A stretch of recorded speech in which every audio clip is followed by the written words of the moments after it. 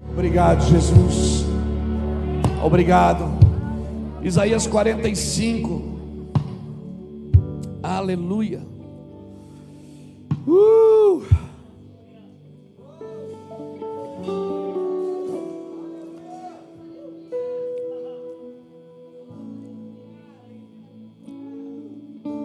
Isaías 45, o versículo de número... Versículo 5. Isaías 45 e o versículo de número 5. Eu sou o Senhor e não há outro. Acabou. E não há outro. Fora de mim não há Deus.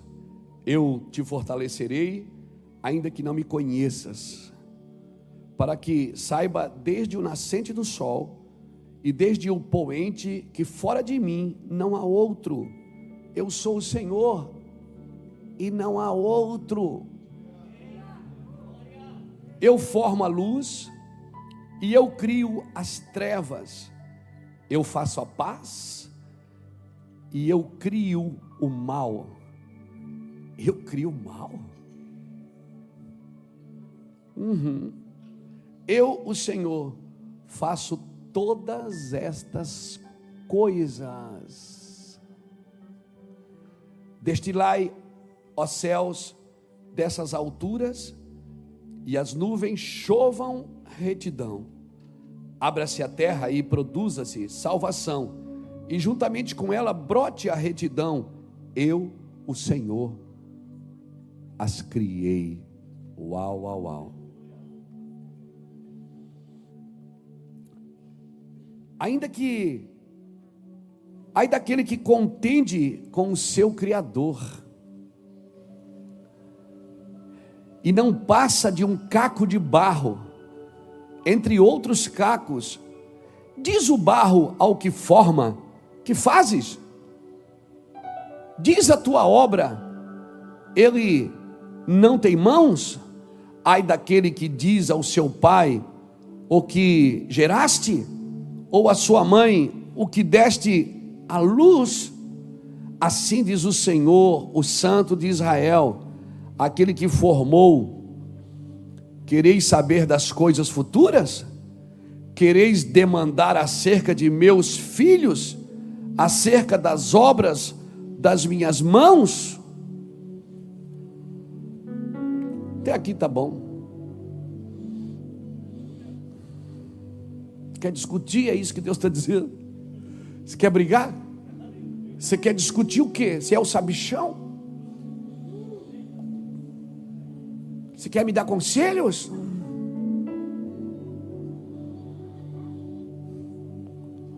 Obrigado, Jesus, pela tua palavra. Irmãos, tome o seu lugar, por favor. Esse texto de Isaías 45, nós lemos do versículo 5, mas o versículo 8 ao versículo 11 eu quero ler só em outra versão. Diz assim: abram-se os céus e derramem justiça, abra-se a terra para que brote a salvação, e com ela justiça. Eu, o Senhor, as criei. Que aflição espera quem contesta com o seu Criador? Que aflição espera quem contesta com o seu Criador? Deus está dizendo o seguinte: você quer discutir comigo, você vai passar luta. Acaso o pote de barro discute com o oleiro, ou o barro argumenta com aquele que dá a forma e diz: você não está fazendo direito, ou exclama: você não sabe trabalhar? É o barro que está dizendo para o seu Criador, para o oleiro dizendo: você não está me formando direito? É isso? Que terrível seria uma criança, se uma criança dissesse ao pai: por que você me gerou? Ou dissesse à mãe: por que você me trouxe ao mundo? Assim diz o Senhor, o Santo de Israel, o seu Criador: queres questionar o que farei por meus filhos? Queres dar ordem a respeito disso, do que as minhas mãos fizeram? Meu Deus, vou parar aqui, senão não vou ficar doido aqui.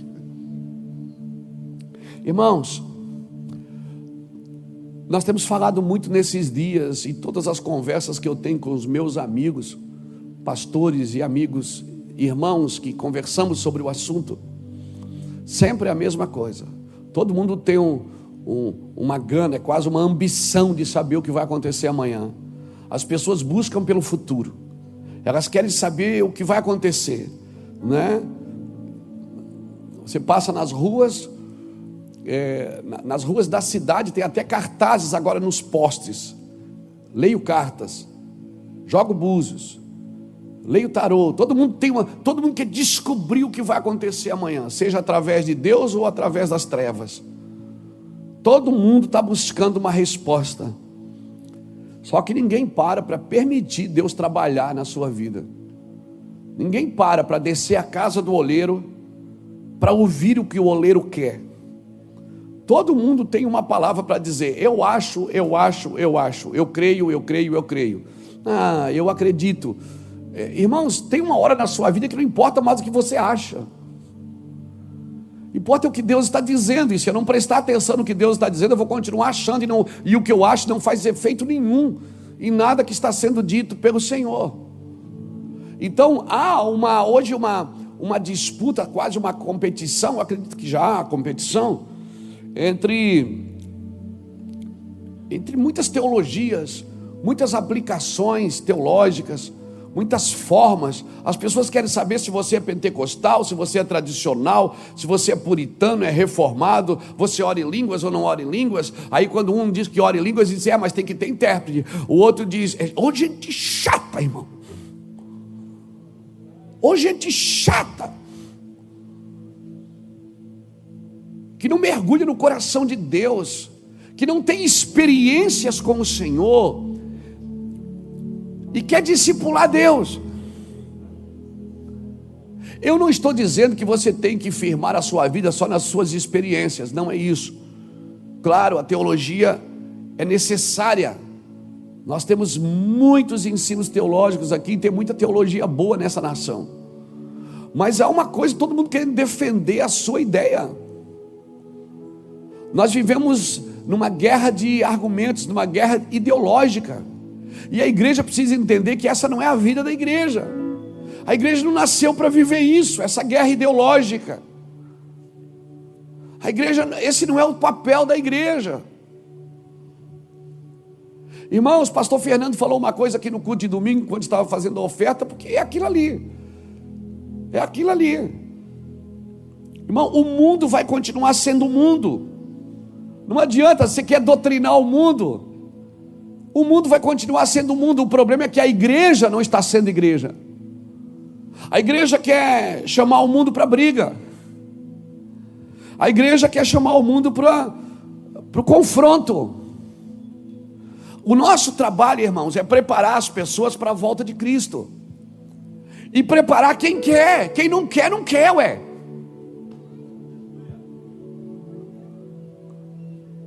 Quem não quer, não quer, mas o Deus da tua religião é pior do que o meu. A gente fica numa guerra religiosa, numa guerra ideológica. O mundo vai ser mundo, irmãos, e vai ficar pior. E a gente quer discutir com o mundo sobre assuntos que Deus não mandou a gente mexer. Meu querido, eu não estou aqui para dizer que os ossos estão secos. Não falta pessoa para dizer que os ossos estão secos. O que falta é alguém dizer para os ossos: ressuscitem.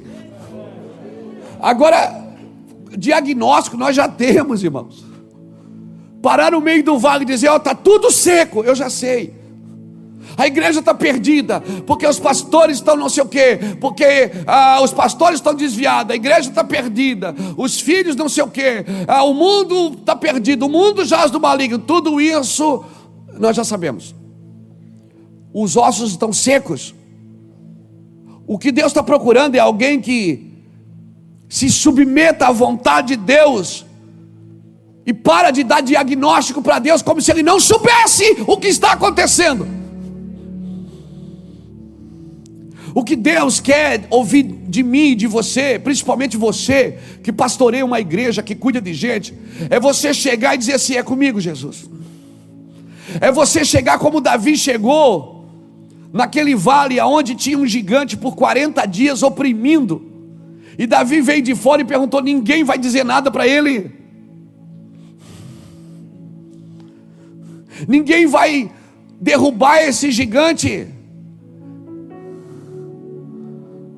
O que Deus quer é que você possa olhar para o cenário e dizer: ressuscita, viva. Dizer que os ossos estão secos, nós já sabemos, irmãos. É visível, é palpável. E a Bíblia diz que vai ser assim, e vai ficar pior. Os últimos dias, os dias serão maus, porque os homens serão amantes de si mesmos. Lembra do café passado? 2 Timóteo capítulo 3. Paulo diz a Timóteo: os últimos dias serão dias maus, porque os homens estarão assim. Paulo diz como os homens estarão nos dias ruins: gananciosos, presunçosos, desobedientes a pais e a mães, cobiçosos, orgulhosos, soberbos, prepotentes, mais amigo dos prazeres do que amigo de Deus. Aí no finalzinho, lá no versículo 10 em diante, ele diz: tu porém, homem de Deus. Ele fala para Timóteo. Ele diz: tu porém, homem de Deus. Ele está dizendo: vai ser assim, mas eu quero que você seja diferente. O mundo vai estar assim, mas você não vai andar nessa pegada. Você não vai andar nesse DNA. Você tem um outro DNA. O seu DNA é do céu. Amém? Então, irmãos, o mundo é mundo e vai continuar sendo um mundo. É nós que temos que ser igreja. E uma igreja que não é encharcada de amor, que não acompanha as escrituras, as profecias, né, que vive um fingimento de bondade. Eu vou falar para você uma coisa: o fingimento da bondade é a mais perigosa das maldades. É a pessoa que não é boa, mas posa como boa. Pessoa que é má, mas posa como boa.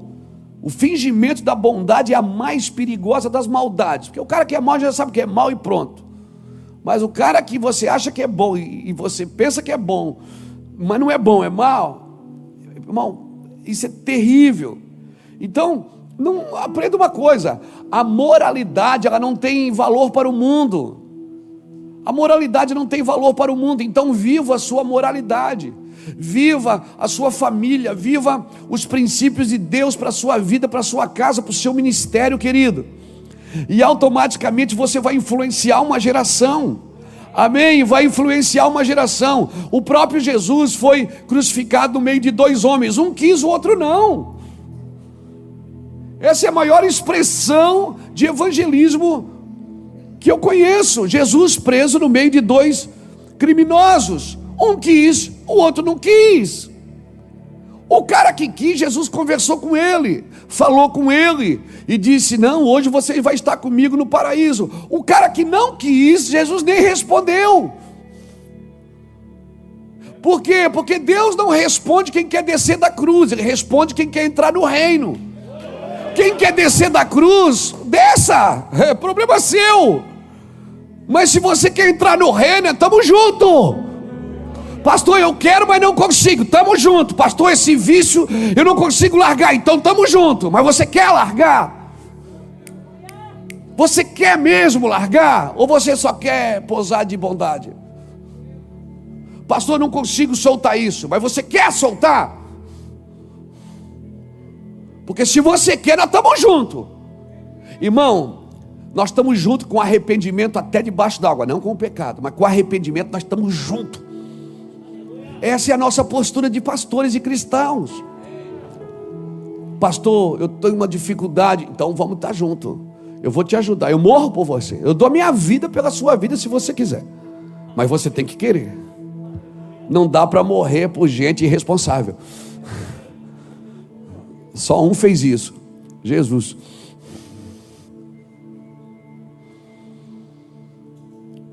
Então assim, nós precisamos entrar nesse lugar. A moralidade, ela não tem valor para o mundo caído. O problema é que o cara é moral, santo, busca Deus, leva uma vida correta, e aí quer dar pau em todo mundo, quer bater nas pessoas, quer bater no vizinho, fala mal do vizinho, porque ele é bom e o vizinho é ruim. Isso a Bíblia chama de trapo de imundícia. A Bíblia chama de justiça própria. E a gente sempre vai lidar com três justiças: a minha justiça, A justiça legislativa, a justiça dos governantes e a justiça de Deus. Essas três justiças, elas são inerentes. Elas trabalham meio que perto. Eu preciso saber qual justiça eu estou firmado. Na minha? Na de Deus?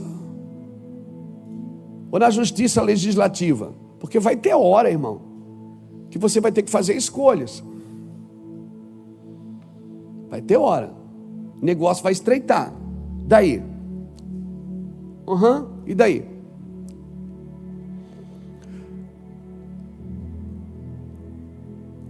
Como que vai ser? Quando chegar dois homens de mãos dadas na sua igreja para casar, você vai fazer o casamento? E aí vai ser crime. Aí você vai ter que fechar a igreja. Você está disposto? Porque a justiça de Deus é moral, não é legal. Não se trata de ideologia. Eu não estou numa ideologia de gênero. Eu não fico brigando por genealogia de gênero. Eu concordo, eu amo o pecador, mas discordo do pecado. E vou sempre discordar. Mas não é pecado, é amor. Não é amor, é pecado. Então nós estamos vivendo num tempo das coisas estreitas, irmãos. Está estreitando. E aí, em nome de afeto, como você vai fazer? Como você vai fazer, irmãos?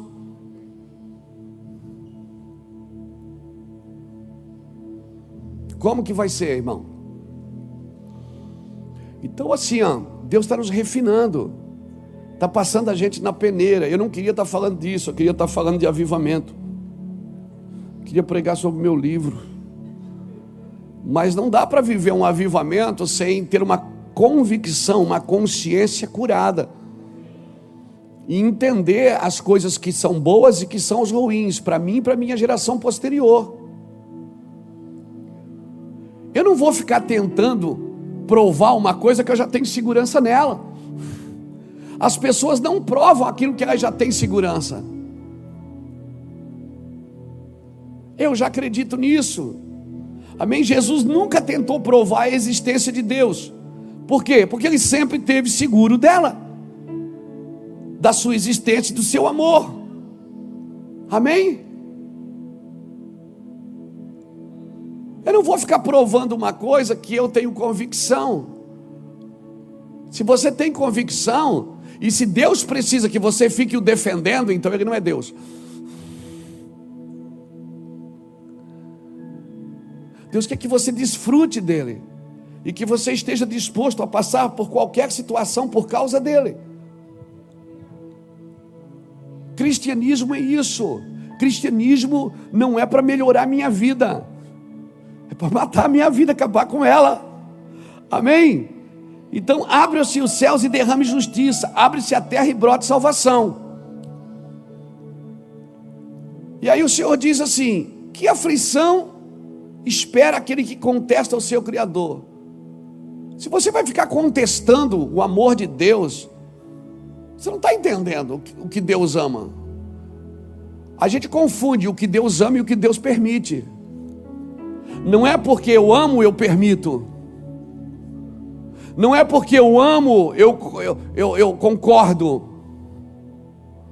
Jesus foi claro com aquela mulher quando ele disse: eu não te condeno, mas vai e não peques mais. Ele está dizendo assim: você é digna de misericórdia, mas se você continuar fazendo isso, eu não posso, nem Deus pode te ajudar. Então as pessoas confundem. Deus é bom, mas Deus é justo.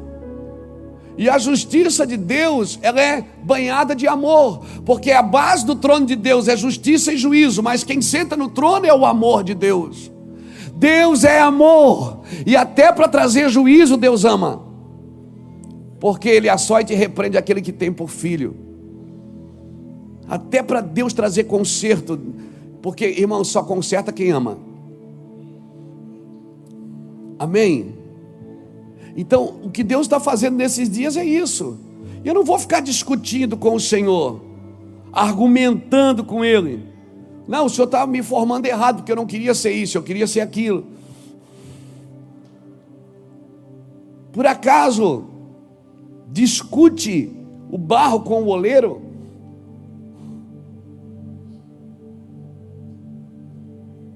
Por acaso eu vou ficar entrando em dissensões com Deus, porque eu não estou concordando como Ele faz? E eu vou te falar uma coisa, irmãos, diante do Espírito Santo, tomara que eu esteja certo. Ô irmãos, a nossa geração parece que não concorda com o que Deus faz.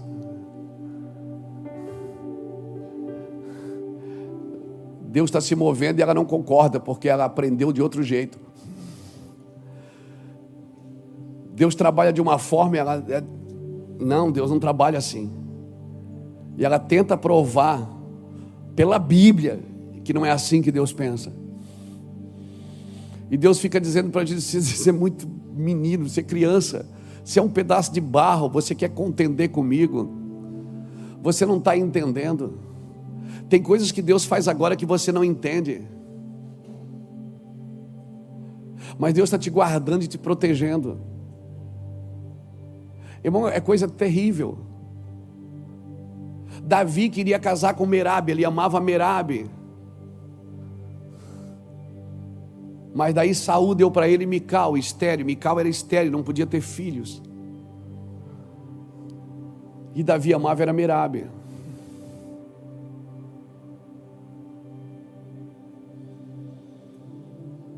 E Davi casou com Mical, não teve filhos com Mical. Chegou um dia, Saul quebrou a aliança com os gibeonitas. Os gibeonitas procuraram Davi para refazer a aliança, e Davi disse: o que vocês querem para refazer a aliança? Eles disseram: nós queremos 7 filhos da casa de Saul, e 2 desses 7 eram filhos de Merabe. Se Davi tivesse casado com ela, eram os filhos de Davi. Porque na presença de Deus, até quando você não gera, Deus está te guardando para alguma coisa lá na frente. Você está me entendendo? Às vezes Deus tem que guardar você estéril por um tempo, porque lá na frente você pode ter feito alianças erradas, e lá na frente você vai se perder no caminho. Então imagina, o cara fica imaginando: poxa cara, eu sirvo a Deus, eu dou o dízimo, eu dou oferta, eu vou na igreja, eu faço tudo certo, aí por que eu não estou gerando filho? Maldição. E Deus está dizendo: lá na frente você vai entender. O que eu faço agora tu não entendes, mas tu entenderás depois. Sabe o que um homem que serve a Deus faz? Ele não fica lutando com Deus com algumas coisas, discutindo, dizendo: o Senhor não me abençoa. O Senhor... Deus disse: eu estou te abençoando, rapaz, você que não está entendendo. O problema é que você não entende. E Deus diz para você nessa manhã: destila dos céus justiça sobre a sua vida. Aprenda a viver na justiça de Deus, e abra mão da sua justiça própria, de achar que você pode doutrinar o amor de Deus. Essa é a frustração da religião, é acreditar que pode doutrinar a Deus. Por isso que ela concorda com algumas coisas e não concorda com outras. Ela come um mosquito e engole um camelo. Não concorda com umas coisas, mas não, o pastor tem que ler a Bíblia de pé, porque se ele lê a Bíblia sentado, ele não tem reverência, mas falar mal dos outros ele pode. Nós somos muito ignorantes acerca do amor de Deus, irmãos. Nós não conhecemos a dimensão dele. Ele é muito maior do que aquilo que vimos ou ouvimos, nem está no coração do homem. O homem não pode alcançar, irmãos. Assim diz o Senhor, o Santo de Israel, o seu Criador: queres questionar o que farei pelos meus filhos? Queres dar ordem a respeito disso? E se eu quiser abençoar, eu abençoo e pronto. Eu tenho que pagar pedágio para você se eu quiser fazer alguma coisa, diz o Senhor. Será que eu tenho que pagar pedágio para alguém? Primeira coisa, a primeira revelação que você tem que ter de Deus é que Ele não é homem. Por isso Ele não pensa como você. Ele não é homem para que minta, nem filho do homem para que se arrependa. Então Ele não pensa como você. Segundo, Deus não tem feridas na alma. registros na alma que fazem você querer cobrar das pessoas o que fizeram com você. Deus não tem feridas na sua alma. Deus não fez restauração. Deus não fez aconselhamento. Embora que tem uns homens que deram conselho para Deus, acharam que estava abafando. Moisés já até pediu para Deus se arrepender. Quando Deus diz, vou destruir esse povo, Moisés diz, te arrepende do que tu disseste. E Deus diz, tá, vou me arrepender então. Olha que Deus lindo, irmão. Quando Ele ama você mesmo, quando você é próximo mesmo, quando você está perto. Esses dias eu postei uma foto aqui, uma frase, a Michele postou uma frase, que se você não reverencia o Espírito Santo, à medida que você reverencia o Espírito Santo, é à medida que você vai desfrutar da presença. Um monte de gente, falou no grego, no hebraico, no aramaico, não entendeu nada do que eu disse, porque nunca deu um cheiro na meia dele, nunca passou uma noite com ele, nunca fica mergulhado, só mergulhado em letras, só fica mergulhado, quer fazer a sua tese, quer doutrinar Deus. Como dizia Filó, coitado. Coitado de quem pensa assim, irmãos. Você deveria soltar algumas coisas, sentar no chão da sua sala, pegar a sua Bíblia, ligar o som e dizer, Deus, arranca de mim esse Satanás. Arranca de mim esse erudismo que me roubou de ti. Arranca de mim, Senhor, esse espírito que me cegou, que me tornou mais inteligente do que o Senhor, que encheu a minha cabeça de sabedoria, mas apagou o fogo pelas almas, apagou o fogo pelo milagre. A instrução que Deus te dá, quando Deus coloca livros na sua mão, quando Deus dá escrituras para você ler, quando você entra em cursos, quando você entra em seminários, tudo isso não é para substituir o que Deus é na sua vida, tudo isso é para você guardar o que Ele é na sua vida, não é para você discutir com quem sabe menos, para quem estudou menos.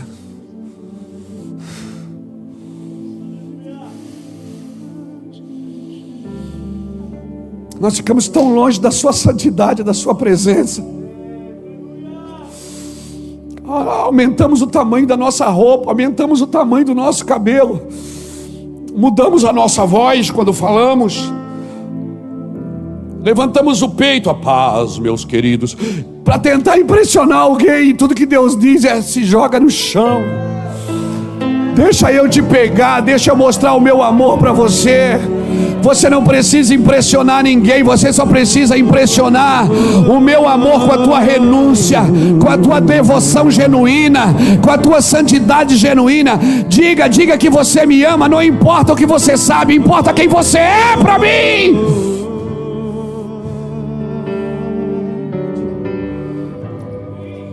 O ser humano não aceita a sua incapacidade de compreensão. E aí ele fica inventando verdade para suprir essa carência da incapacidade. O ser humano muitas vezes fica inventando verdades para suprir uma carência que ele tem de incapacidade de compreensão. Como o barro vai falar com o oleiro e dizer: você não está me formando direito? Não, é que você não permite ele quebrar. Você tem que permitir ele quebrar, meu amigo, para fazer de novo, e de novo, e de novo, e de novo, e quantas vezes for necessário. Então, desce à casa do oleiro e eu falarei contigo. E quando Jeremias desceu no capítulo 18, Jeremias não ouviu, primeiro ele viu. Ele disse: então eu vi a obra que o oleiro fazia na roda. E eu vi que a obra que ele fazia se partia na sua mão. Então ele pegou e deu forma de novo. Então veio em mim a palavra do Senhor. Sabe qual é o problema? É que o que Deus está te mostrando não está de acordo com aquilo que você está ouvindo. Você está vendo uma coisa e você acha que Deus está falando outra. Escute. Quando Jeremias desceu na casa do oleiro, o oleiro já estava trabalhando. Ele não trabalha quando você chegou. O oleiro não começou no dia que você nasceu. Ele já está funcionando. Você que entrou no projeto de Deus. Não foi Deus que entrou no seu projeto, cara, acorda. Existe um projeto eterno que Deus vem fazendo e você faz parte dele. E deveria ser tão feliz por isso. E deveria soltar todas as suas injustiças próprias, toda a sua compreensão limitada, para viver a eternidade com Ele. Porque talvez Ele está fazendo uma coisa hoje, isso que não faz sentido, mas amanhã vai fazer. Parece que hoje está acontecendo uma coisa com você que você diz, não, Deus não vai permitir isso. Ele vai. Ele não pode dizer para José que, olha José, eu vou te levar para o Egito, e aí eu vou te prender, e depois você vai ficar 10 anos na cadeia, depois eu vou tirar você da cadeia e você vai ser governador. Ele não pode falar essas coisas antes. E aí quando essas coisas começam a acontecer, ele não pode. Sabe por que ele não pode? Não porque ele não tem poder, ele não pode porque você não vai. Então ele abre uma porta, você entra, ele abre outra, você entra, ele abre outra, você entra, e continue. Você não deve preparar a sua igreja para o culto de domingo, você deve preparar ela para a eternidade. Você não prepara a mensagem para uma semana, é a mensagem, você é a mensagem. Não prepare o culto para atrair as pessoas, mas se eu falar isso, eles vão embora. E às vezes é necessário que eles vão embora para que eles possam acordar. Quantas vezes Deus ofende a mente para revelar o coração? É necessário que Deus faça. Agora o ser humano precisa aceitar a sua incapacidade de compreensão e não ficar inventando verdades ou meias verdades ou falsas linhas de chegada para suprir uma carência de incapacidade que o ser humano tem. Isso é orgulho, é soberba, achar que pode compreender a Deus na sua incapacidade de compreensão.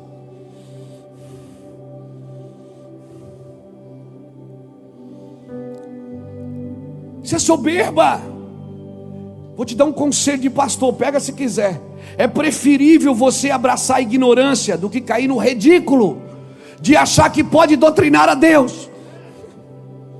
É preferível você abraçar a ignorância, porque Deus não leva em conta o tempo da ignorância. Mas o tempo da soberba, da prepotência e do orgulho, Ele leva em conta sim, porque o orgulho tem uma fonte, é Satanás. A soberba tem uma fonte, é o diabo. Então é preferível você ser ignorante acerca de algumas coisas. Ah, mas a Bíblia diz, conhecereis a verdade. Mas não é a sua verdade, é a verdade dele. E quando a verdade dele passa por você, é para tornar a verdade dele verdadeira para você, não para pegar, para você achar que Deus está concordando com você. Não, mas o povo perece porque lhe falta o conhecimento. Mas um povo que só tem conhecimento, eu uso para você Jeremias 9 e versículo 23 e 24.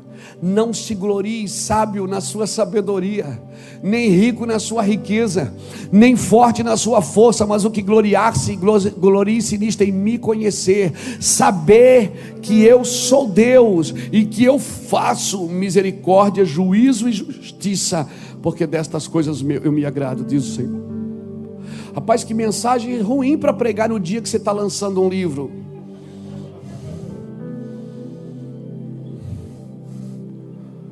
Porque você está pregando contra o conhecimento, pastor? Claro que não, irmãos. Eu sou um cara, pergunta para minha esposa, eu estou mergulhado nos livros, estou mergulhado nas escrituras, mas jamais permiti que o meu conhecimento substituísse a sua presença. Quando ele chega, como diz o nosso irmão que canta aquela música, o que fazer quando ele vem? Né? Não tem, eu fecho tudo e vou para o chão. Eu fecho tudo e vou para o chão. E quando eu vou para o chão, ele diz: aqui, diabo, não pode te achar, porque ele não tem como te derrubar se já está no chão.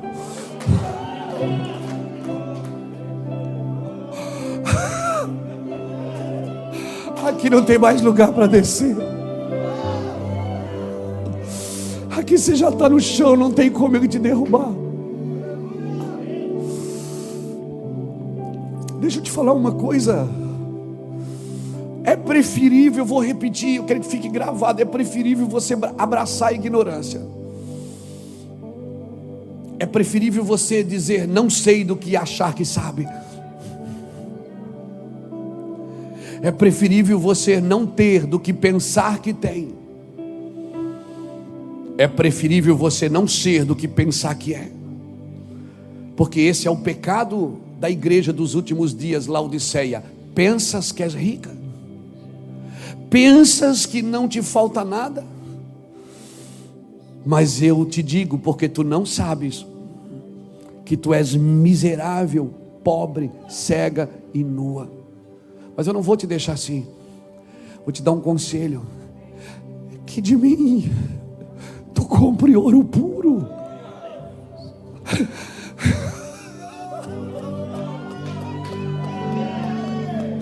Que de mim tu compre vestes brancas, para tampar a vergonha da tua nudez. Que de mim tu compre colírio para os teus olhos, para que realmente tu enxergues, tu vejas.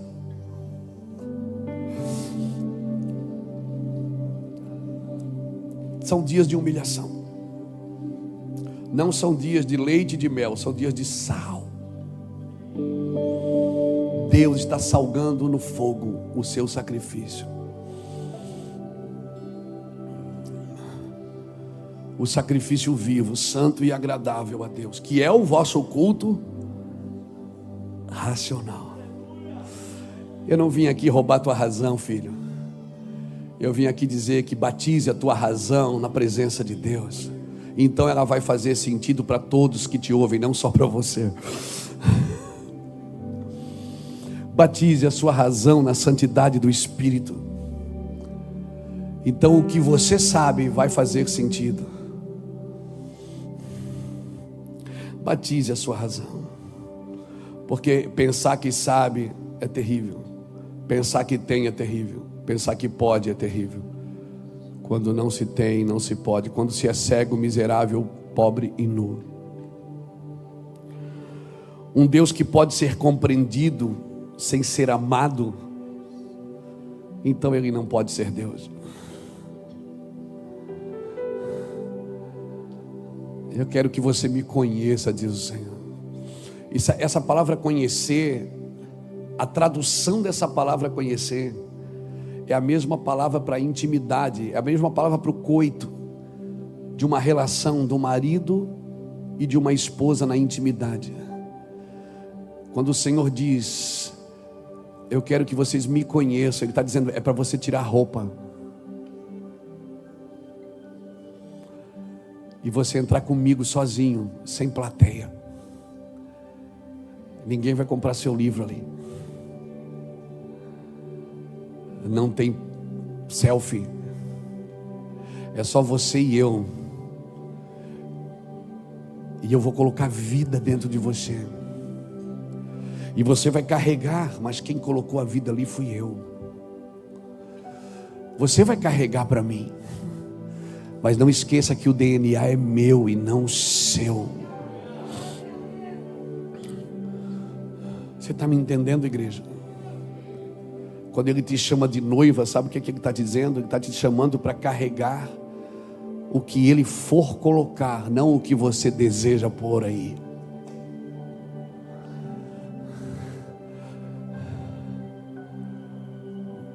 Você gera para mim, mas quem coloca aí sou eu.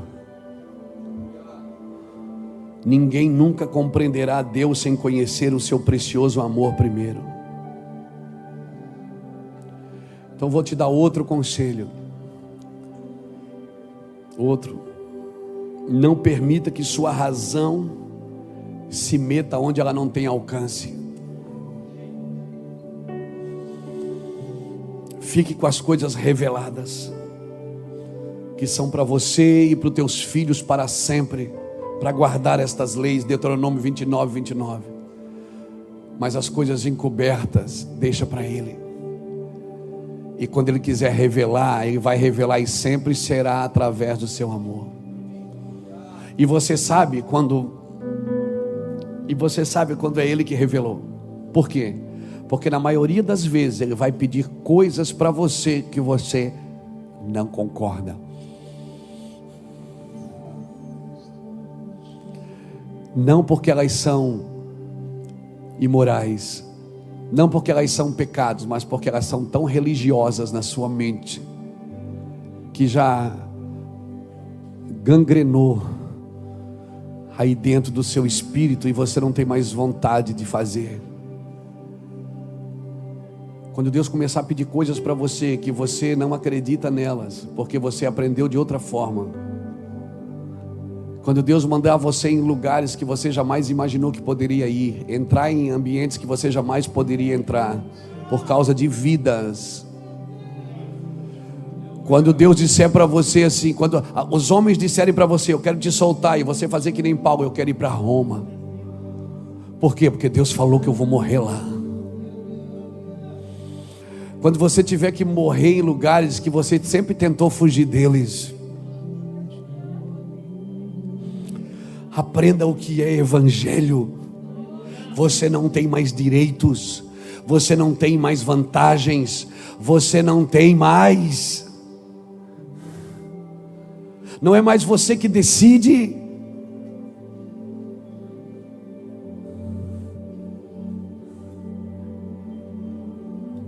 Vou te dar mais um conselho. Eu estou falando coisas que eu tenho experimentado com muita dor, porque muitas delas eu até lutei contra.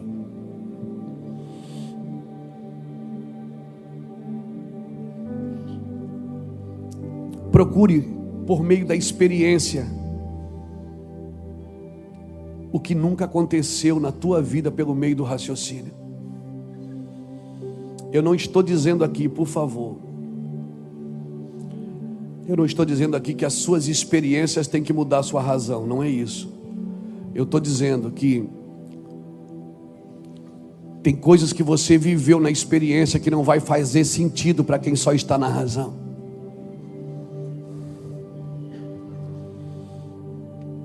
Não cabia na cabeça de Agripa, de Festo, Paulo ali acorrentado na frente deles, em Atos dos Apóstolos 26, eu acho que é, né? 19, 26 ou 26, 19, está na Bíblia. E Paulo ali, Agripa não sabia dizer, Agripa chegou a perguntar, Paulo, eu não te entendo. Você aprendeu aqui aos pés de Gamaliel, você é um dos melhores caras de argumento que nós temos aqui. E você agora está aqui algemado, você está tentando me convencer? Ele diz, não só tu rei, mas todo o teu reino. Ele disse, mas por que você está vivendo isso? Ele começou a contar a história. Eu era um perseguidor da igreja. Eu entrava nas cidades e matava as famílias inteiras. Eu arrastava os homens atrás dos cavalos até que eles negassem a sua fé. Eu queimei gente viva. Mas um dia, eu estava com uma carta na mão, uma autoridade humana. Mas quando eu estou indo a caminho de Damasco, cara, eu vi uma luz. Eu vi uma luz e eu perguntei, quem és tu, Senhor? Ou seja, eu sabia que era o Senhor, mas eu não sabia quem o Senhor era. Esse é o seu problema. É você saber quem é Deus, mas não saber quem Deus é.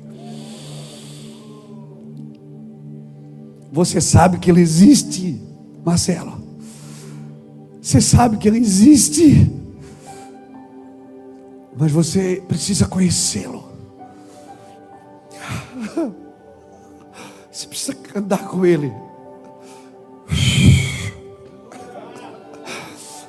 Você sabe quem Ele é, mas você sabe o que Ele é. Você sabe que... Por isso que Paulo perguntou: quem és tu, Senhor? Ele sabia que era o Senhor, mas ele não sabia quem o Senhor era. Ele sabia que era alguém que ele acreditava, mas que ele não conhecia. Deus quer se revelar para você, e para isso Ele vai te derrubar. Ele vai te jogar no chão. E quando você não tiver mais nenhum argumentos psicológicos, biológicos ou teológicos ou sociológicos, quando você não tiver mais nenhum argumento, Jaime, Ele vai dizer: eu sou o Senhor a quem tu persegues. E aí, cara, esse espinho na carne nunca mais vai te soltar, porque você sabia que sabia. Você achava que sabia, e agora você sabe que não sabia. Você achava que tinha, e agora você tem certeza que não tinha. Você achava que era, e agora você tem convicção que nunca foi. Você precisa entender no seu espírito o que eu estou dizendo. Não argumente o que eu estou dizendo, se renda a isso. Se renda, eu estou aberto a argumentos, mas não é isso que Deus quer agora. O que Deus quer é que você para tudo, solta tudo. E sabe o que aconteceu? Paulo voltou. E a primeira lição de Paulo foi ser curado por alguém que ele perseguia.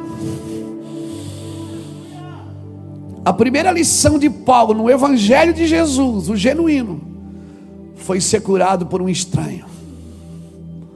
Foi ser tocado por alguém que não estava em evidência.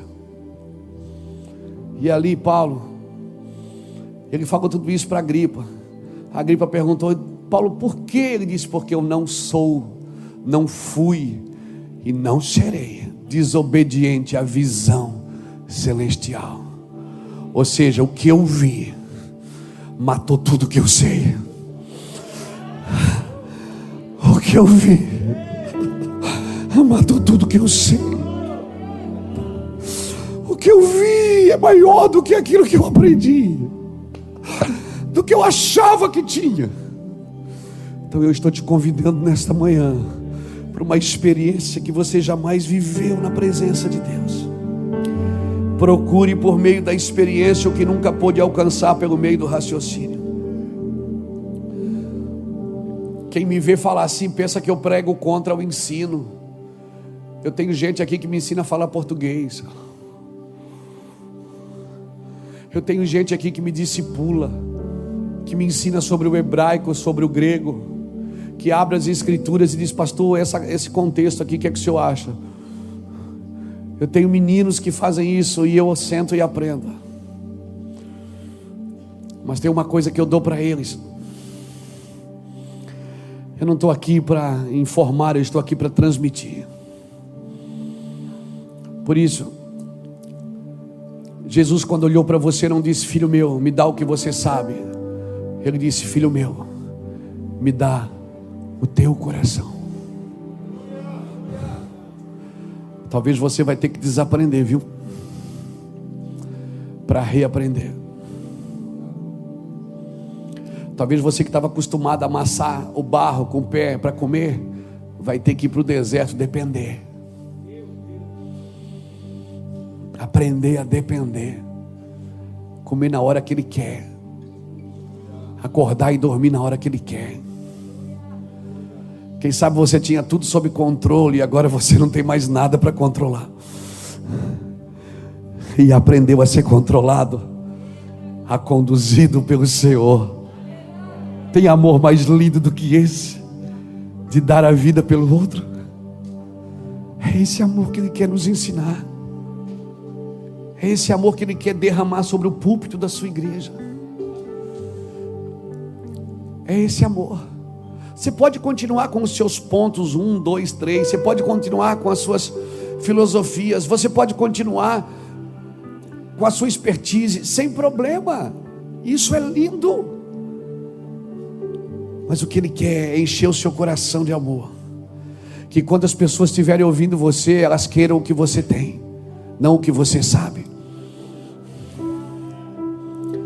Que elas queiram tocar o que você tem. Então, seu mero intelectualismo não produzirá frutos, nem para você e nem para o reino de Deus. Porque a Bíblia chama você para uma renovação de mente, mas a renovação da mente só é possível por um coração cheio de amor por Jesus e pelas almas. Não tem mente renovada só de ler, até porque a fé não vem pelo ler, vem pelo ouvir.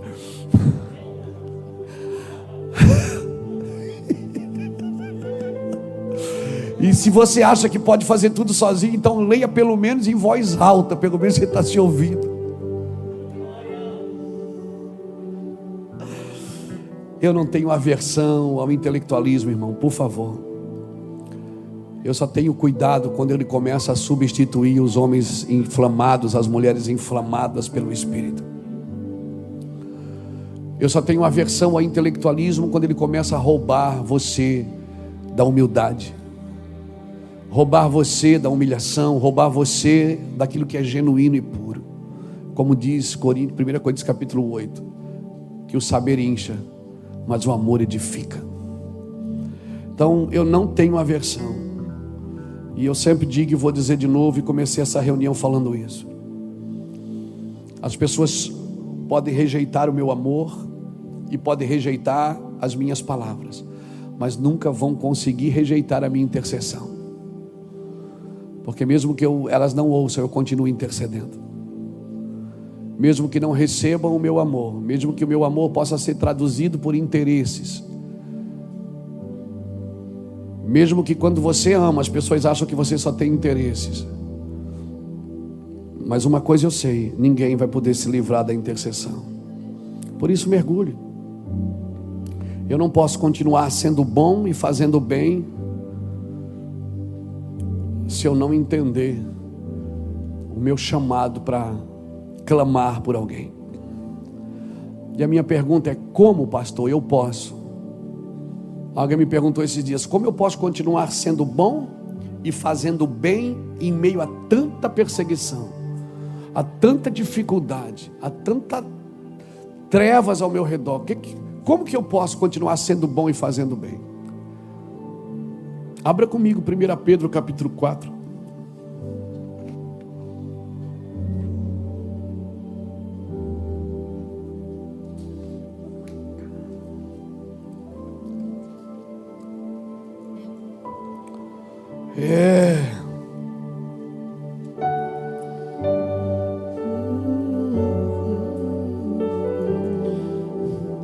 Vem me envolver com os teus braços de amor, me leva pra perto de ti e me conta os teus segredos. 1 Pedro 4,17 diz assim: pois já é tempo que comece o julgamento pela casa de Deus. E se primeiro começa por nós, qual será o fim daqueles que são desobedientes ao Evangelho de Deus? E se é com dificuldade que o justo se salva, onde comparecerá o ímpio e o pecador? Ádio 19. Portanto, também os que padecem segundo a vontade de Deus encomendem as suas almas ao fiel Criador. Como? Fazendo bem.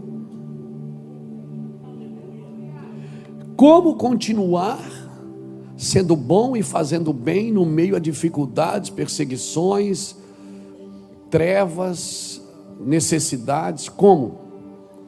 Encomendando as suas almas. O que é isso, encomendar a sua alma? Encomendar a alma é você pegar a sua alma e entregar na mão do Senhor. Sentimentos, pensamentos, intenções e vontades. Encomendar a sua alma para que em tempo de perseguição a sua alma não te governe, em tempo de dificuldade a sua alma não te governe, e os seus pensamentos e sentimentos não sobressaiam o seu espírito. Como continuar sendo bom e fazendo bem em meio às dificuldades? Encomende a sua alma e faça o bem. O Senhor está dizendo o seguinte: não deixa a sua alma governar a sua vida, porque vai ter o dia ruim. E se no dia ruim você não tiver governado pelo Espírito Santo, você começa a tomar decisões na alma, e decisões na alma, logo você vai se arrepender por ter feito elas. Por quê? Porque você tomou decisões na alma. A alma oscila. A alma oscila. Ou ela é um pêndulo de um sino, ou ela se sujeita ao espírito, ou ela se sujeita à carne. Então, quando o Senhor diz para você encomendar a sua alma, para você pegar sentimentos, pensamentos, intenções, vontades, desejos e colocar no espírito. Porque se ela pender para a carne, você vai fazer o que tem vontade. Você vai querer isso. Por isso é tão necessário o Espírito Santo. O Espírito Santo doutrina você para servir a Deus, para ser guiado no Espírito. Amém? Encomende a sua alma. Deus espera isso de mim, que eu não viva para agradar a homens. Quando a Bíblia diz assim, eu não vivo para agradar a homens, ela não está falando só de você agradar o Jaime, é de o Jaime agradar o Jaime, porque você também é homem. Você está me entendendo isso? 1 João 2, 19 ao 23 fala isso. Nós não vivemos para agradar a homens, mas não esqueça que você também é homem. Você pode não estar agradando pessoas, mas mesmo assim agradando só você. E aí você acha que está abafando. As trevas, irmãos, elas nunca vão perdoar você. Nunca. Então não busque perdão nas trevas nem na religião. Se Judas corresse para a cruz, em vez de correr para Anás e Caifás,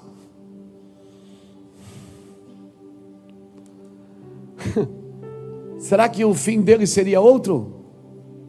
Com certeza. A religião não pode te ajudar quando você se arrepende. Quando você se arrepende, a religião não pode te ajudar, ela vai colocar penitências no seu caminho. A religião não ajuda quem se arrepende, porque a religião é hipócrita.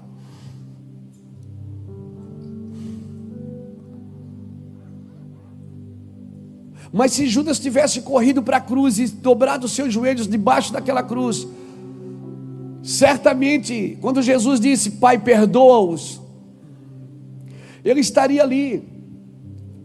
Então o fato aqui não é fazer a coisa errada, o fato aqui é, para onde você está correndo quando você erra?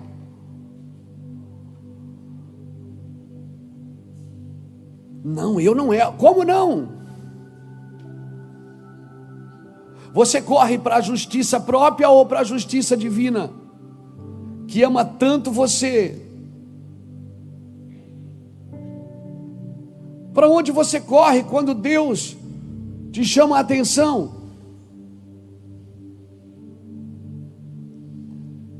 Então, quando expomos nossa justiça própria, nós damos o quê? Damos sinais que ainda não morremos o suficiente. Meu irmão, minha única defesa deve ser esperar em Cristo, a única defesa. E para encerrar, eu quero terminar aqui. Abra comigo 1 Pedro capítulo 3.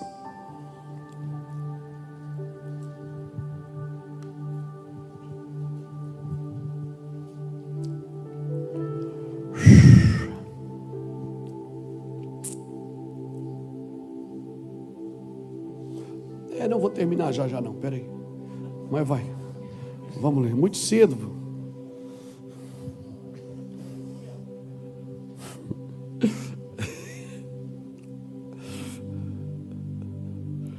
1 Pedro 3. Alguém esses dias na internet botou assim: ô pastor, não dá para começar o culto mais cedo e terminar mais cedo? Eu digo: não, irmão, não dá. A pessoa está acostumada com esse cultinho de 1 hora, né? Mas o Espírito é sujeito ao profeta. Mas é que nós não queremos sujeitar ninguém aqui. Está tudo certo. Nós queremos que o cara canse mesmo. Cansa assim que nem o Eutico, que caia da janela se for preciso. Que ele, assim, que ele ouça tanto que ele não aguente mais, que ele caia da janela. Amém? Porque quem está na janela tem que cair. Ou entra ou fica. Ou entra ou sai. Fica na janela, tem que cair, meu irmão. Tudo vira mensagem aqui, que coisa linda. Cada enxadada é 10 minhocas, Jesus. Meu pai. Vamos lá. 1 Pedro capítulo 3, versículo 8. Eu vou dar uma lição de casa para você, posso? Você vai chegar na sua casa, você vai ler o livro de 1 Pedro. Capítulo 1, 2, 3 e 4 e 5. Estude 1 Pedro.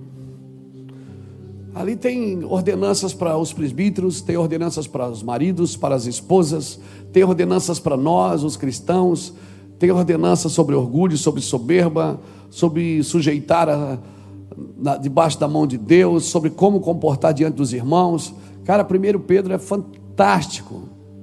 Fantástico. Estude. 1 Pedro capítulo 3, versículo 8 diz assim, ó: finalmente, sede todos de um mesmo sentimento, compassivos, cheios de amor fraternal, misericordiosos, humildes. Não paguei o mal por mal, nem injúria por injúria, pelo contrário, bendizei, porque para isto foste chamado, a fim de receberdes bênção por herança. Pois quem quiser desfrutar a vida e ter dias felizes, refreie a sua língua do mal. Eu vou repetir. Pois quem quiser desfrutar a vida e ter dias felizes, refreie a sua língua do mal e os seus lábios não falem enganos. Aparta-se do mal e faça o bem, busque a paz e siga, pois os olhos do Senhor estão sobre os justos e os seus ouvidos atentos às suas súplicas. Mas o rosto do Senhor é contra os que fazem o mal. Ora, quem vos fará mal se fordes zeloso do bem? Se você só faz o bem, quem pode te fazer mal? Mais ainda que venhais a padecer por causa da justiça, ainda que você receba o mal porque fez o bem. Bem-aventurados sois, não temais as suas ameaças, nem vos turbeis. Antes santificai a Cristo como o Senhor em vossos corações. Estais sempre preparados para responder com mansidão e temor a todo aquele que vos pedir a razão da esperança que há em vós. Tende a boa consciência, para que naquilo que falam mal de vós, como de malfeitores, fiquem confundidos, e o que blasfemam do vosso bom procedimento em Cristo. Melhor é que padeçais fazendo bem, se a vontade de Deus assim o quer, do que fazendo mal. Está fazendo bem, está sofrendo? Seja bem-vindo. Então, por favor, não ora o que você pensa, não ora o que você acha, ora a palavra de Deus. Busque a palavra de Deus. E o Senhor está dizendo que os céus vão se rasgar, irmão, e vai descer justiça. Não faça da justiça de Deus uma justiça própria. Por favor, não faça. A justiça de Deus, ela é encharcada de amor, e ela está sempre pronta a dar a misericórdia, se você não experimentou de misericórdia, se você ainda não experimentou misericórdia, não julgue a causa de ninguém. Você não está apto para fazer isso. Amém. Espera no conselho, espera na palavra, espera que Deus traga a direção para você. Não construa os seus bezerros de ouro, achando que a obra da sua mão foi você quem fez, e você pode substituir isso pela presença de Deus. O seu ministério não é Deus, a sua igreja não é Deus. Por isso, talvez alguns de nós vamos precisar parar o ministério para poder entender o que Deus quer de nós. E agora eu vou encerrar mesmo, agora de verdade. Êxodo capítulo 24.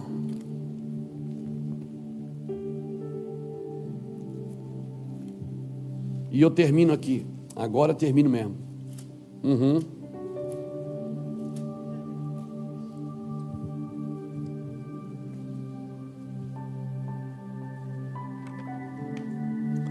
O negócio hoje está aqui, está tenso, né?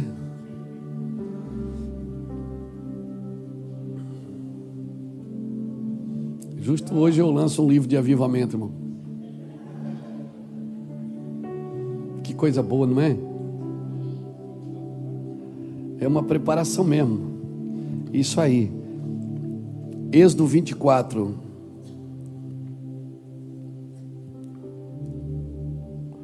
E o verso de número 12. Disse assim o Senhor: então disse o Senhor a Moisés: sobe a mim. Sobe aonde? A mim no monte. Deus não mandou ele subir no monte, mandou ele subir a ele.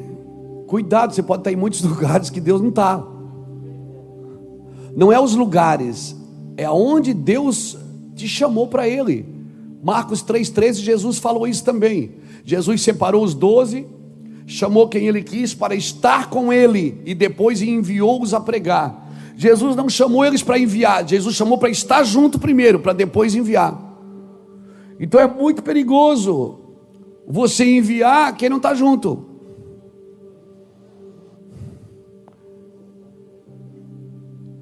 Amém.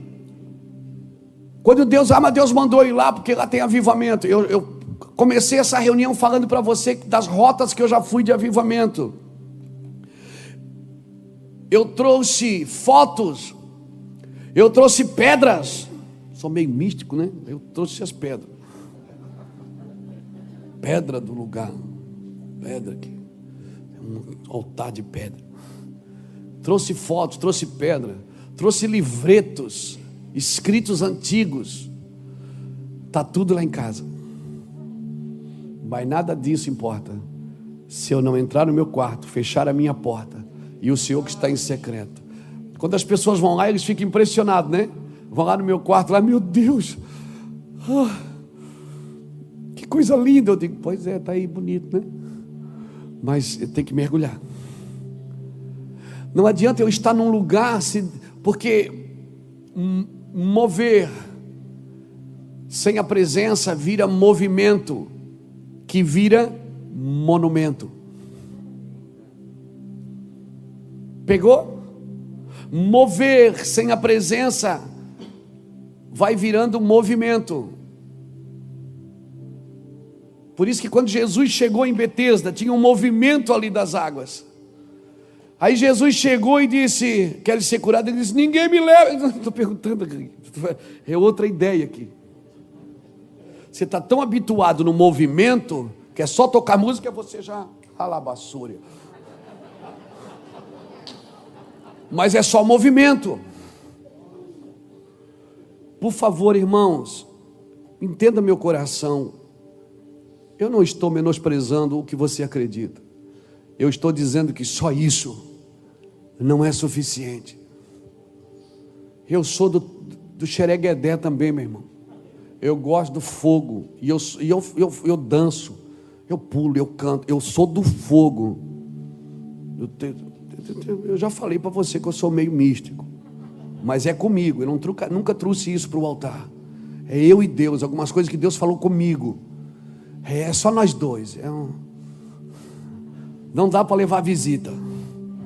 Desvia. Por quê? Porque é o meu jeito. É como eu encontro Ele.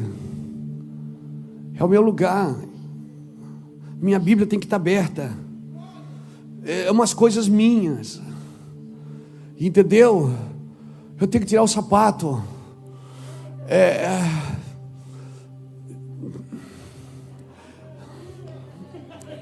Estou quase contando tudo já. Verdade. Tem umas coisas que o senhor contar aqui. Vocês editam depois? Eu vou contar. Tem um chinelo de couro assim, ó, que eu ganhei do irmão. E eu boto o chinelo lá no quarto. Mas é igual o que ele usava. Os teólogos vão me arrebentar agora. Mas está lá. Eu sento lá. Eu fico lá. Eu converso. Eu não oh Deus, pode... Não, eu fico lá.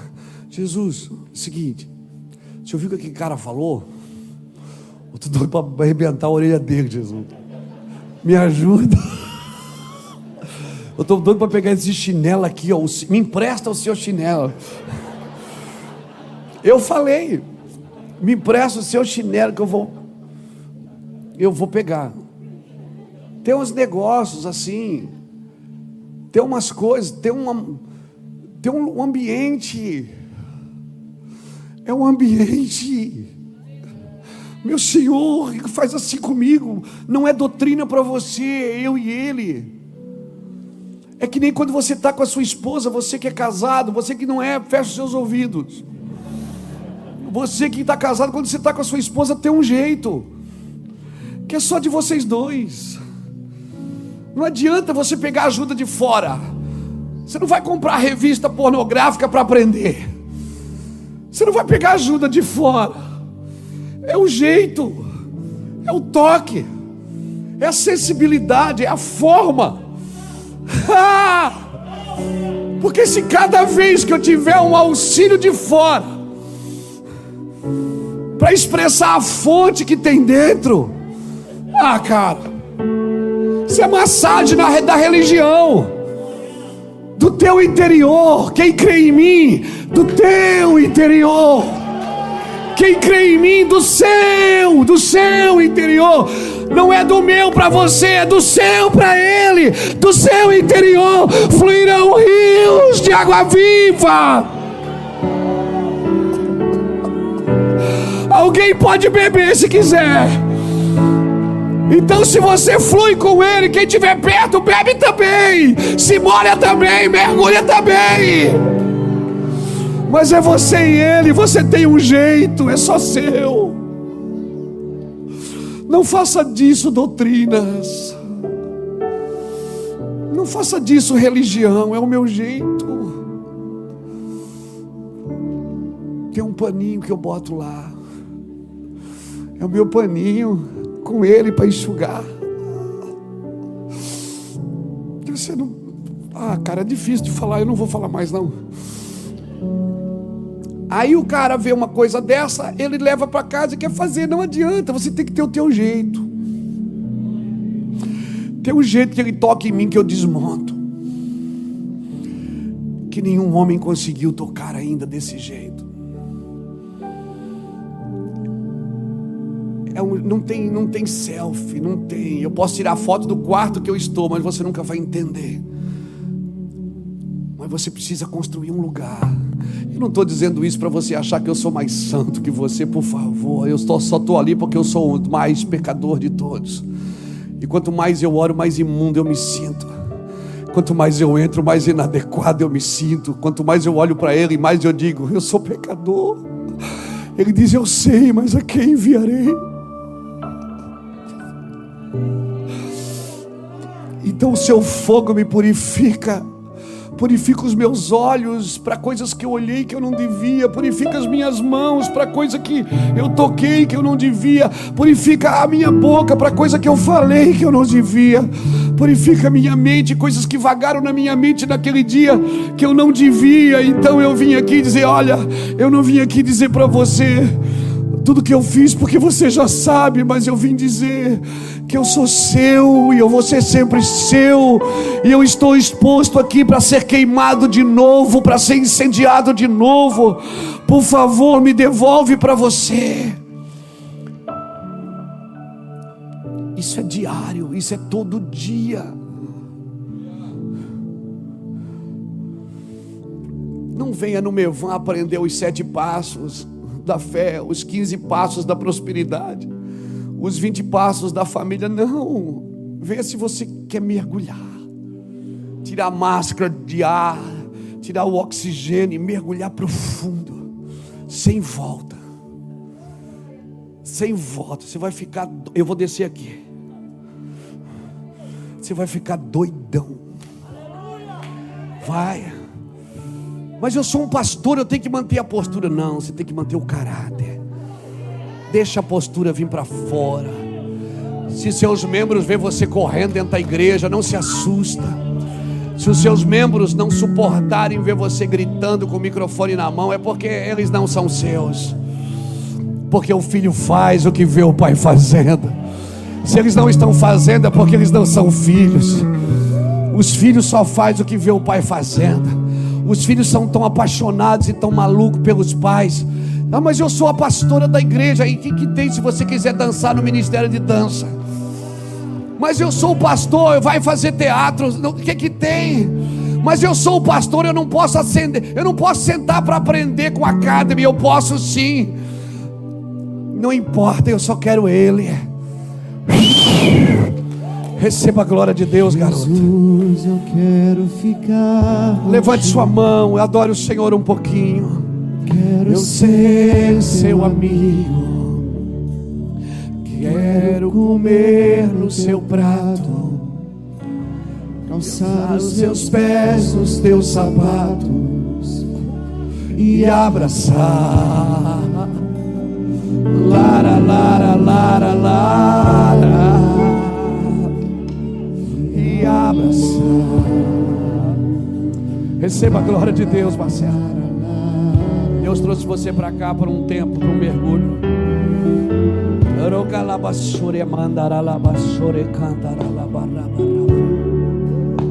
Jesus, eu quero tanto você. Um mergulho. Tuas sandálias, mergulhe, mergulhe, mergulhe, Genilson. Mergulhe, Genilson.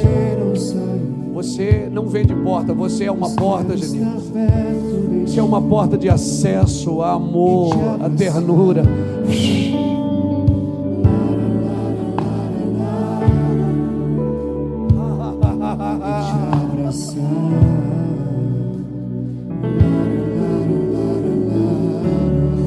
Só você que quer, mergulhe. Você que deseja, procure um lugar, mergulhe.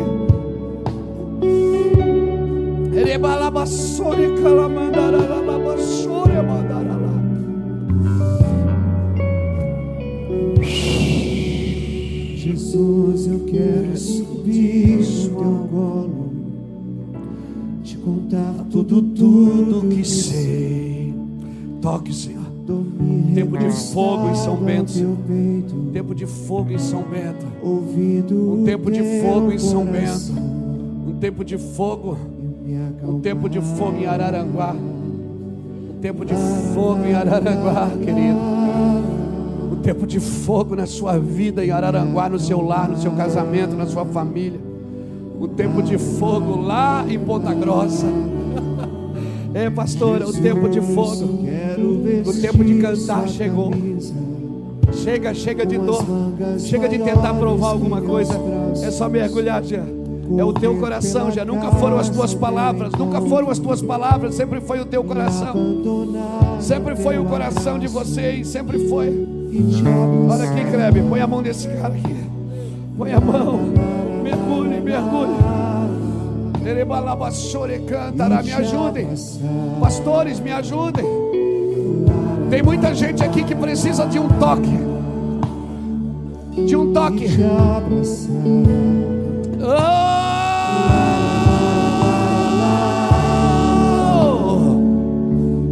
Te abraçar.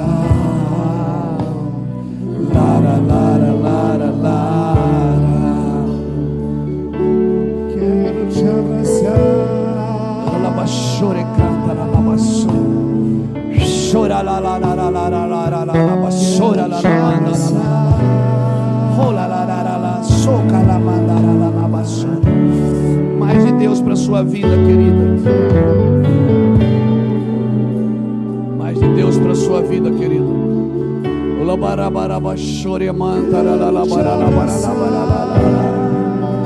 Chora la la manda la la bara la bara la bara la bara la bara la la basore amanda la la basore amanda.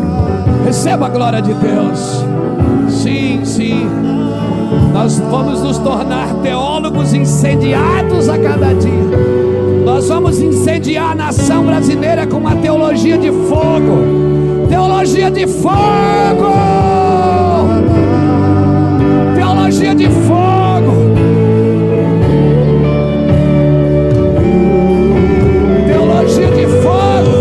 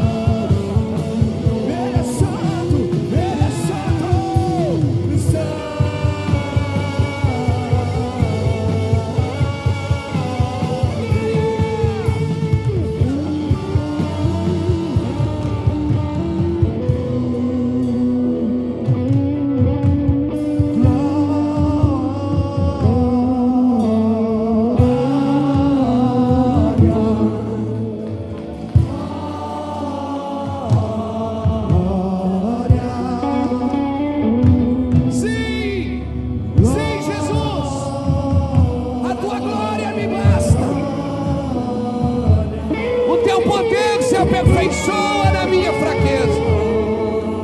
A tua glória nos basta. Derrama a tua glória na igreja brasileira, Jesus.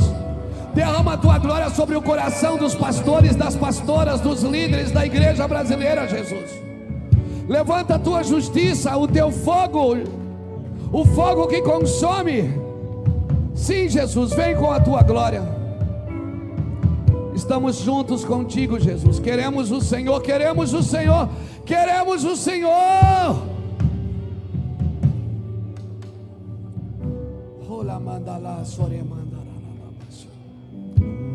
Teologia de fogo. Ó, que nome lindo que saiu aqui. Eu oro por uma teologia de fogo no Brasil.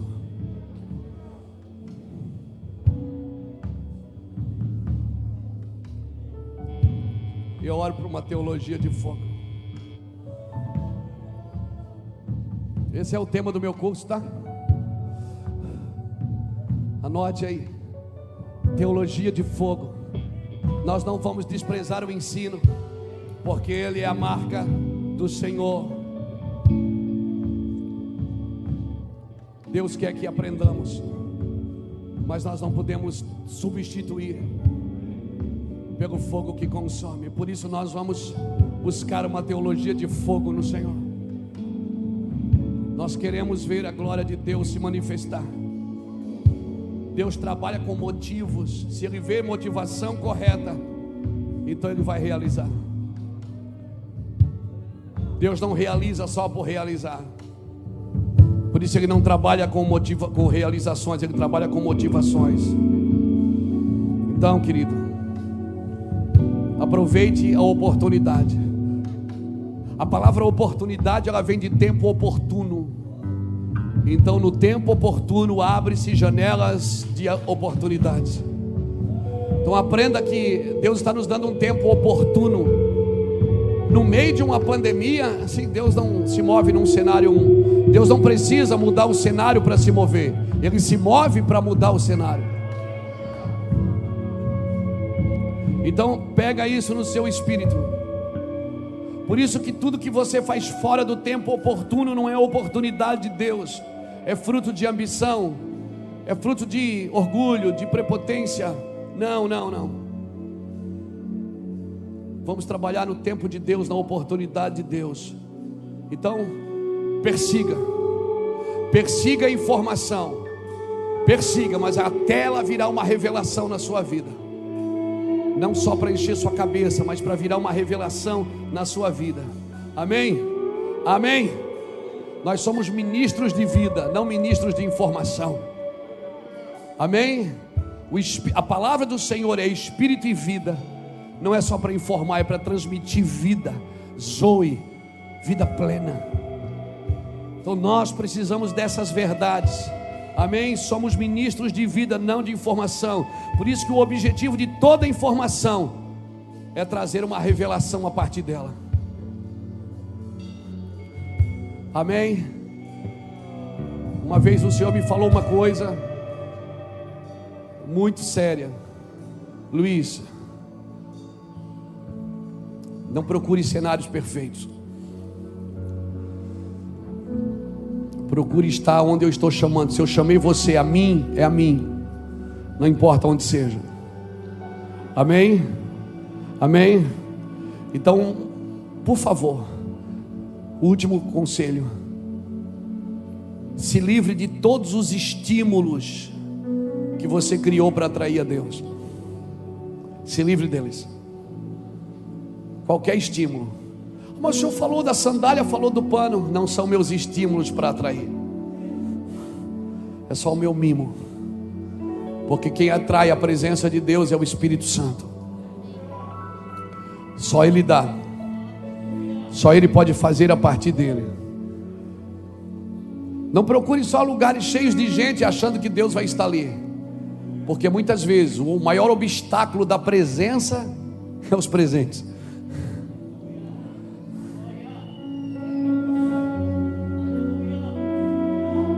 Deus está chamando você para Ele, para estar com Ele sozinho. Eu não li o texto porque eu vou pregar isso outro dia, mas Quando Moisés subiu em Êxodo 24, Deus disse: sobe a mim e eu te darei as pedras da lei. Moisés subiu, e a Bíblia diz que quando ele chegou lá, uma nuvem cobriu ele. E por 6 dias Deus não veio, só veio a nuvem. E no 7º dia Deus apareceu e começou a falar com ele. E o que é que Moisés fez quando Deus não veio? Nada. E lá embaixo, enquanto Moisés estava lá, esperando Deus, esperando os conselhos de Deus, lá embaixo um povo, porque seu líder estava demorando, eles criaram um bezerro de ouro.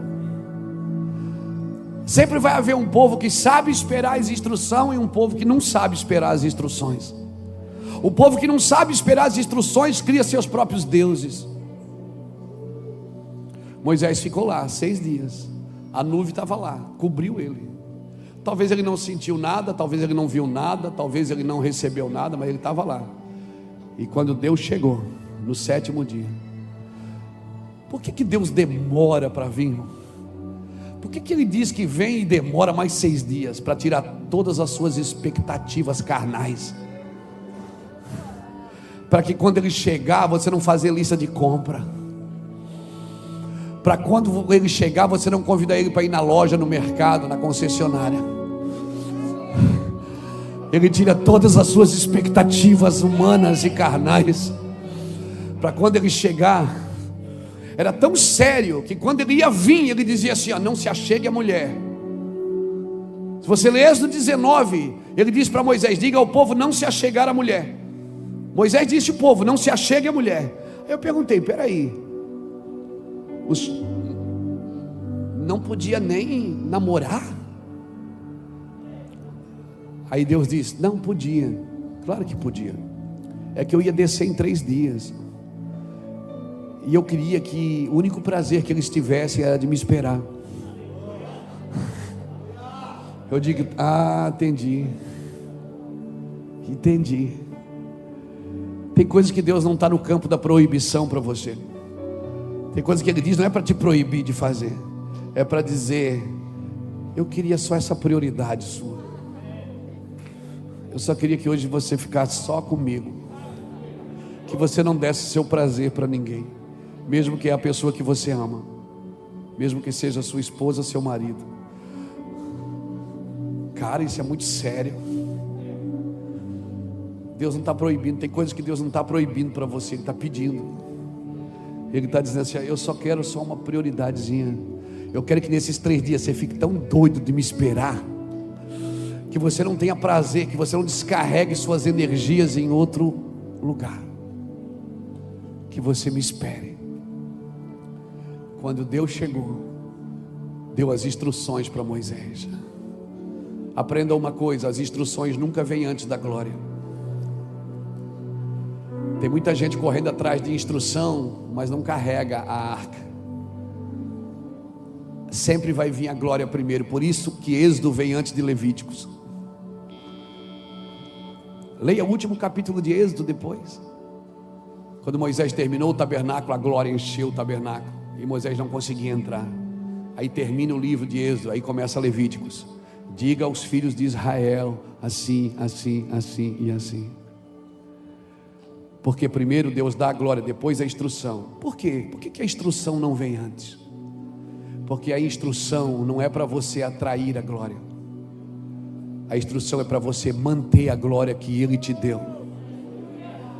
Então a glória é derramada. Aí depois Ele diz: agora, João, você vai fazer assim, ó. Você vai fazer assim, assim, assim e assim. Para quê? Para não perder o que eu te dei. Então as instruções que damos não é para substituir a glória. É só para você não perder o que Deus derramou um dia no seu coração. Já está aí dentro. Não busque mais estímulos fora. Está aí dentro. É de dentro para fora. Pegou? Que privilégio poder servi-los na mesa do Senhor nessa manhã. Isso para mim é avivamento. Você não vai viver um avivamento coletivo. Aquele livro é para ensinar você a mergulhar profundo, sem máscara de oxigênio, sem reserva, sem volta. Você não acha mais o caminho de volta. Você não vai viver um avivamento coletivo sem viver um avivamento pessoal. Você e Deus, sua empresa, seus negócios, tudo que há em mim, bendiga o seu santo nome. Mas primeiro, bendize a minha alma ao Senhor. E tudo que há em mim, bendiga o seu santo nome. Que o Senhor te abençoe e te guarde. Que o Senhor faça resplandecer o seu rosto sobre ti e tenha misericórdia de ti. Que o Senhor sobre ti levante seu rosto e te dê a paz. Que ao chegar na sua igreja amanhã, você tem culto, você esteja tão incendiado, com tanto amor, que ainda que as pessoas não suportem o que você diz, não suportem receber do seu amor, mas nunca serão livres da sua intercessão. Continue intercedendo. Vai na paz.